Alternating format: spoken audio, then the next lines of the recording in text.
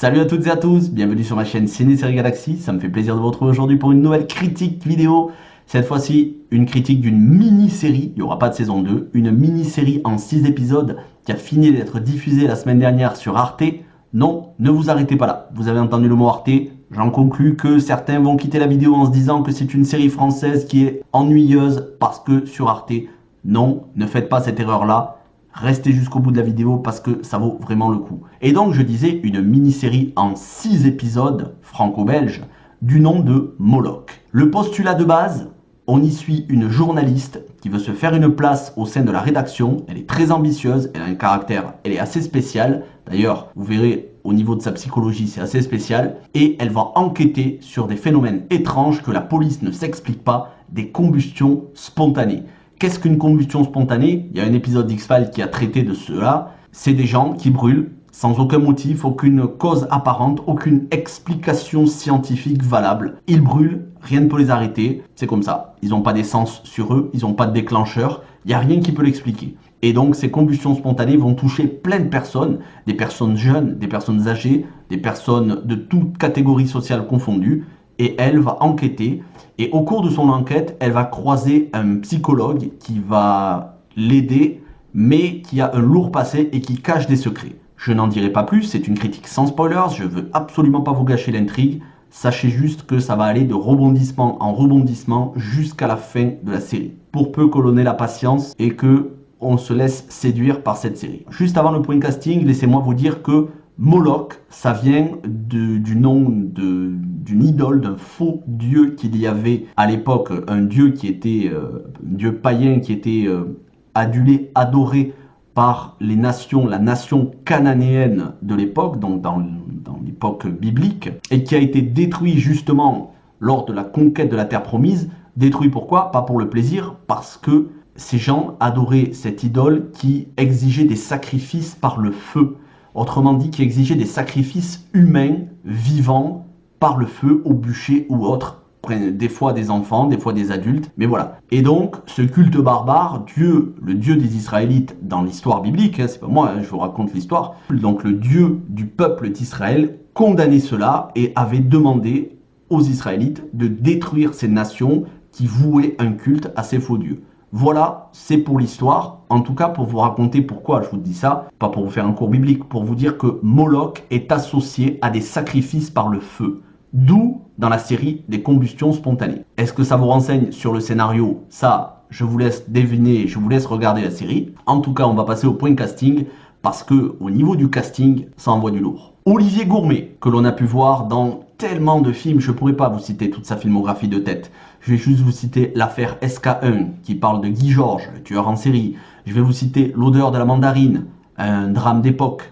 Je vais vous citer Tueur, sorti en 2017, un polar. Ou encore récemment, De Gaulle et un autre film dont j'ai oublié le nom, qui était un film justement qui traitait d'une figure historique ou d'une période historique française. Bref, c'est un acteur excellent, charismatique au possible, qui sait très bien choisir les rôles, qui est extrêmement prolifique. Si vous voyez sa filmographie, les dizaines et dizaines de films qu'il a fait, c'est impressionnant. Une référence à la matière, un acteur sur lequel on peut s'appuyer. On sait que quand il est au casting, ça va être bon. Ensuite, on a Marine Vact. Marine Vact, alors, elle n'est pas forcément très connue, mais elle a joué dans un film de François Ozon qui s'appelle Jeune et Jolie, qui a justement lancé sa carrière, qui l'a fait connaître. Et actuellement, elle est à l'affiche du nouveau film de Maïwenn, ADN, que malheureusement, forcément, vous ne pouvez pas aller voir puisque les cinémas sont fermés, mais qui était prometteur. En tout cas, j'en ai entendu beaucoup de bien. Et puis bon, Maïwenn est une tellement grande réalisatrice. Ensuite, il y a un acteur que j'aime particulièrement. Vraiment, c'est un acteur, je me régale à chacune de ses prestations, c'est Laurent Capelluto. Alors Laurent Capelluto, vous avez pu le voir dans des films et des séries, notamment Rien à déclarer de Danny Boone avec Benoît Poelvoorde, où il faisait le mec qui sort de tôle et qui sait pas comment s'écrit le mot ambulance. Si vous vous souvenez de cette scène, c'est lui Laurent Capelluto. Il est excellent. Et ensuite, il a joué dans des rôles beaucoup plus sérieux comme la série de Canal+, Les Revenants, ou encore la série excellentissime que je vous recommande, mais je vous en parlerai un petit peu plus à la fin de la vidéo, Zone Blanche, la série fantastico-polar, polar fantastique, diffusée sur France Télévisions, France 2 je crois, qui a eu pour l'instant 2 saisons et une 3e est en attente. Bref, Laurent Capelluto, encore un gage de très bon goût pour la série. Et puis on a le créateur de la série, Arnaud Malherbe. Ça n'est pas la première série qu'il crée, il a déjà fait la série qui était passée sur France Télévisions aussi, qui s'appelait Chef, où on y suivait justement une brigade et un chef cuisinier. C'était sous forme... il y avait beaucoup de tension, un petit peu sous forme de drame thriller, mais bon, voilà, ça parlait de cuisine française, mais pas que. Voilà pour le point casting. Maintenant, on va vraiment parler de la critique. Et la critique, ça se décompose en 2 points. Un point faible et ensuite plusieurs points forts. Mais le point faible, il est vraiment faible, c'est les longueurs. Et les longueurs, elles sont voulues. Ce que moi je considère comme un point faible, en réalité, c'est volontaire de la part du créateur de la série. Les 2 premiers épisodes, j'ai dû lutter, vraiment, parce que je piquais des têtes, je m'endormais tellement je trouvais ça ennuyeux. Ça installe les personnages, leur psychologie, le background, comme on dit, l'arrière-plan scénaristique de la série. C'est une série contemplative qui va parler beaucoup. Il y aura beaucoup de dialogues, ou si ce n'est quand il n'y a pas de dialogue, qui va s'attarder sur des scènes, qui va faire de longs plans fixes. C'est comme ça. On aime ou on n'aime pas. Mais si vous prenez le temps d'aller au bout de ces 2 épisodes, qui vous mettent vraiment en place tout le contexte, à partir de là, à partir du 3e épisode, ça va aller de révélation en révélation.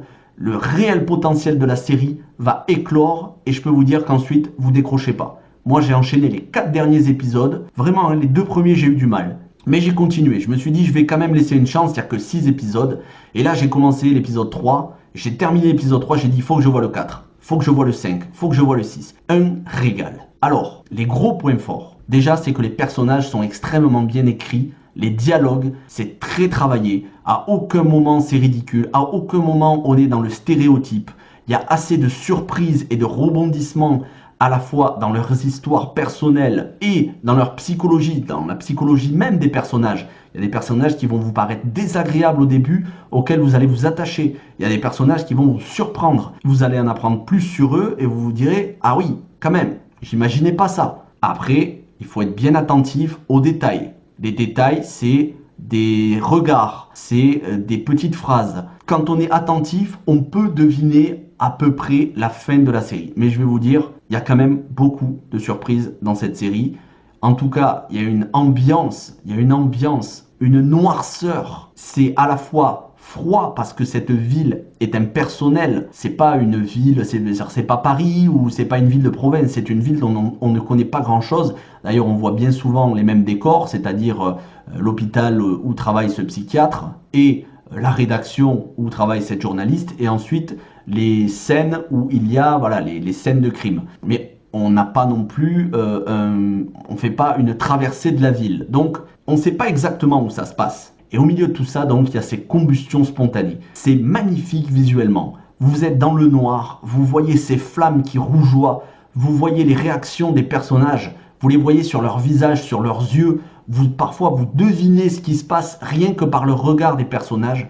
C'est un point fort, l'esthétisme de la série. C'est une des plus belles séries esthétiquement que j'ai vues de ces derniers mois. Il y a des trouvailles visuelles, il y a des trouvailles de mise en scène. Bien souvent, il y a des longs plans. Je ne dis pas que c'est que des plans séquences, mais il y a des longs plans. On s'attarde sur les détails. Vraiment un régal. Voilà pour les points forts de la série. Bon, c'est fait un petit peu dans le désordre, mais vous savez que je n'écris pas mes vidéos volontairement. Je ne veux jamais écrire mes vidéos pour garder cet aspect spontané. J'espère que vous avez compris que je me suis régalé malgré les 2 premiers épisodes. Oui, c'est ennuyeux parfois, c'est long.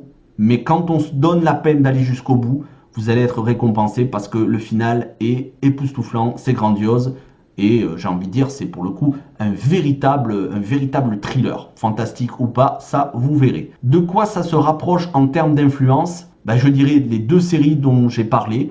À la fois Les Revenants, pour cette ambiance mystère, on ne sait pas si c'est du fantastique ou si c'est du polar ou si c'est du policier.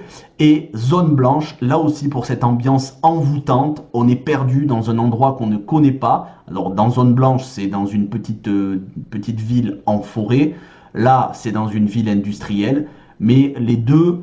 Voilà, on a ce sentiment d'isolement, je vous la recommande à 1000%, vraiment, vous m'en direz des nouvelles. C'est pas parce que c'est une série française que c'est ennuyeux, faut vraiment arrêter avec cette idée reçue. Les séries françaises ont fait des séries de très grande qualité. J'espère que vous avez apprécié cette vidéo, n'hésitez pas à liker, vous abonner et partager, et surtout regarder la série.